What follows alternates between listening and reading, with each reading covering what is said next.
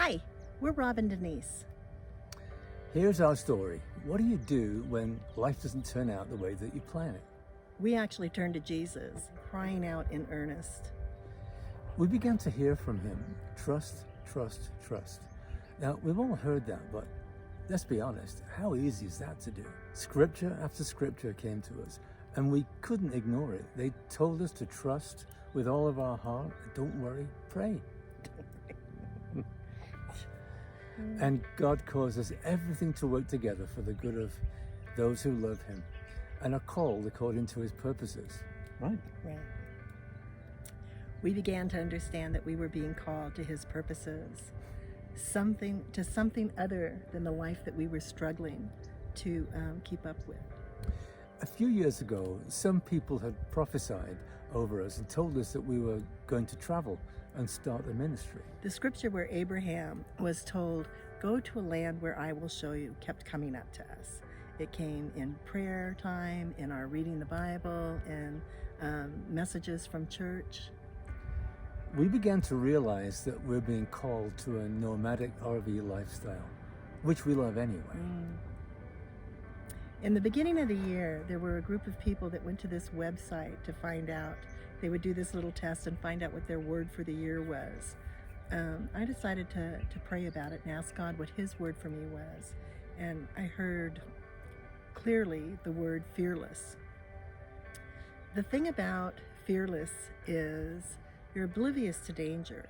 You just rush in and do what has to be done in the situation. Fearless is not always smart, but it is sometimes necessary. I had no idea what fearless meant for my year. We had made our decision to leave. Rob had done so much research. And in his research, one of the things that we found that people complained about was having to pay for large storage units for things that they didn't use while they were camping. So we decided everything had to go. The house and everything in it went up for sale.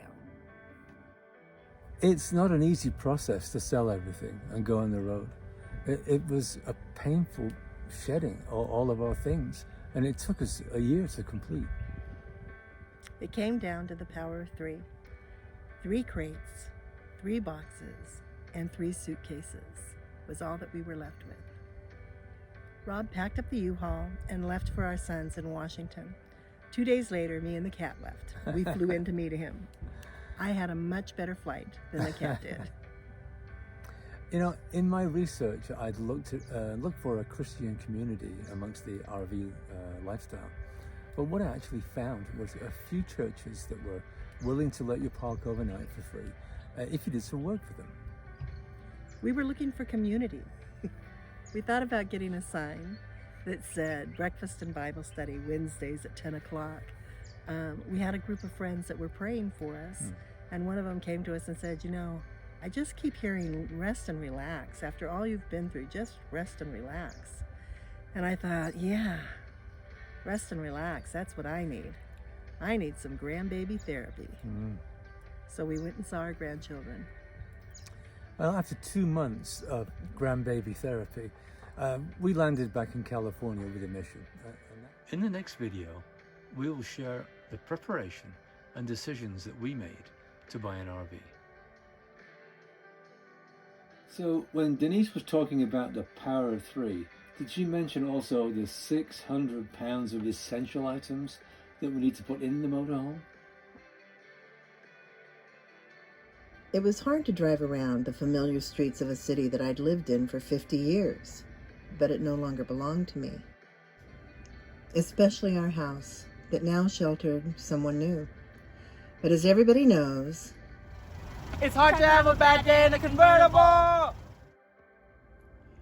We gathered those who were dearest to us and said goodbye.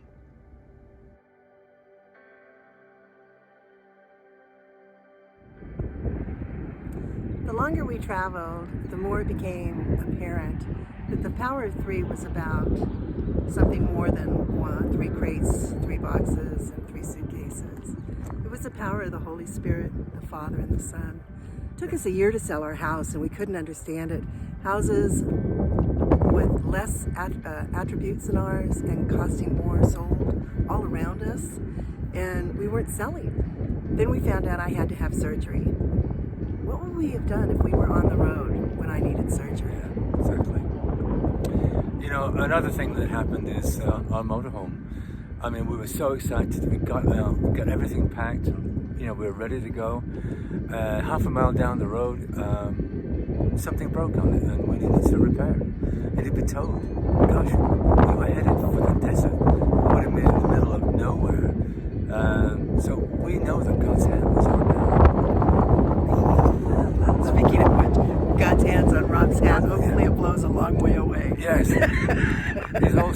His hand is also freezing right now.